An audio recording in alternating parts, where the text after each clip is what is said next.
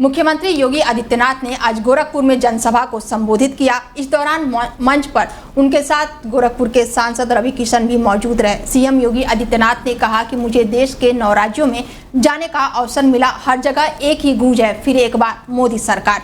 हमने 12 करोड़ घरों में शौचालय दिया। देश में लगातार विकास कार्य हो रहे हैं। अब तो ये चुनाव पूरी तरह तीसरे चरण आते आते वहां तक पहुंच चुका है जब विपक्ष ने अपनी हार मान ली है। कांग्रेस, सपा, बसपा सबने अपनी हार एक प्रकार की स्वीकार कर ली है और अब वे भगवान राम के ऊपर ही टिप्पणी करने लग गए। कोई कहता राम मंदिर बेकार बना, कोई कहता कि भारत को राम मंदिर से क्या लाभ हुआ। कांग्रेस के वक्तव्य है, समाजवादी पार्टी का वक्तव्य है कि राम मंदिर बेकार बना। अरे आतंकवादियों की पैरवी करने वालों,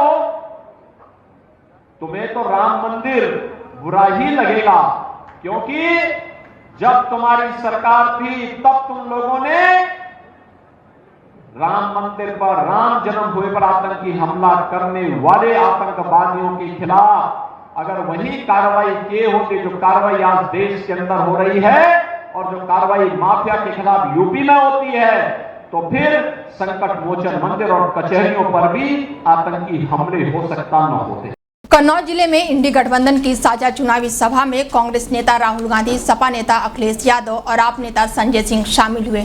सबसे पहले अखिलेश यादव ने इत्र देकर राहुल गांधी का स्वागत किया। बता दें कि कन्नौज से अखिलेश यादव खुद प्रत्याशी हैं और वहां पर 13 मई को मतदान होने हैं। जनसभा को संबोधित करते हुए राहुल गांधी ने कहा कि अडानी अंबानी पर घेरा तो अब मोदी जी का मुंह खुला है। वहीं संजय सिंह ने कहा कि अखिलेश की कन्नौज से बहुत बड़ी जीत होने वाली है। ये लोकतंत्र का आखिरी चुनाव है। बीजेपी जीतेगी तो संविधान खत्म हो जाएगा।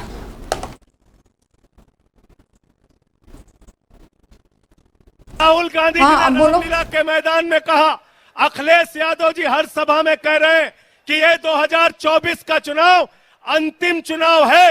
भारतीय जनता पार्टी अगर गलती से जीत गई तो ये संविधान को खत्म करेंगे, आरक्षण को खत्म करेंगे, चुनाव को खत्म करेंगे। अपने वोट को बचाने के लिए इस बार वोट कीजिए और बीजेपी की जमानत जब्त कराने का काम कीजिए। उत्तर प्रदेश में इंडिया गठबंधन का तूफान आ रहा है।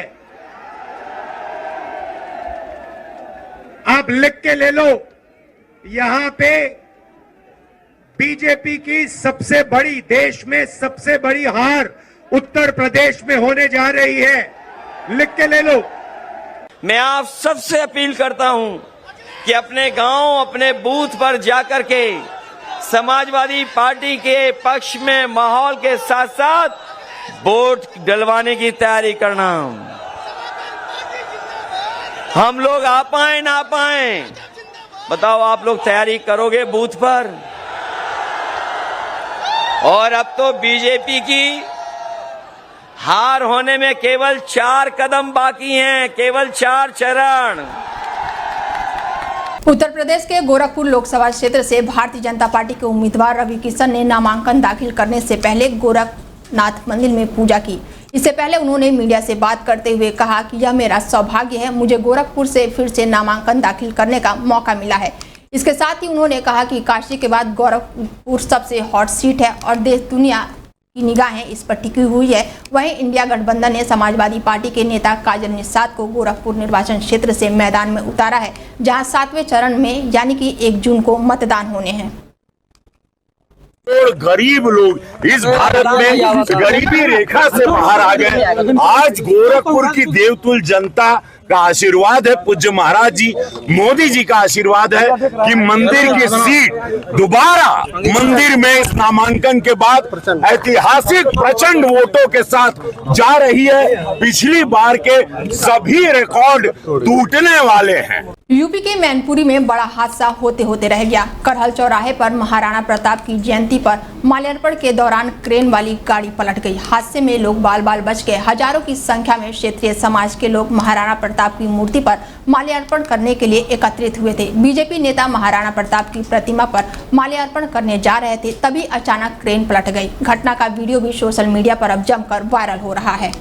वाराणसी में आज कांग्रेस प्रदेश अध्यक्ष और इंडी गठबंधन के प्रत्याशी अजय राय साइकिल से सवार होकर नामांकन दाखिल करने पहुंचे। इस दौरान उन्होंने मीडिया से बात की और कहा कि देश में महंगाई का राज हो गया है, मैं इसीलिए साइकिल से नामांकन दाखिल करने पहुंचा हूं, क्योंकि भीषण महंगाई में पूरा देश साइकिल पर चलने को मजबूर हो गया है। हेलीकॉप्टर और हवाई जहाज का जवाब ये साइकिल ही देगी। साइकिल आम जनता का सम्मान है, उनको ये सम्मान देना है। मैं खुद को गौरवान्वित महसूस कर रहा हूँ। मेरे लिए यही सेलिब्रिटी हैं, इन्हीं के आशीर्वाद से मैं जनता की सेवा करूंगा।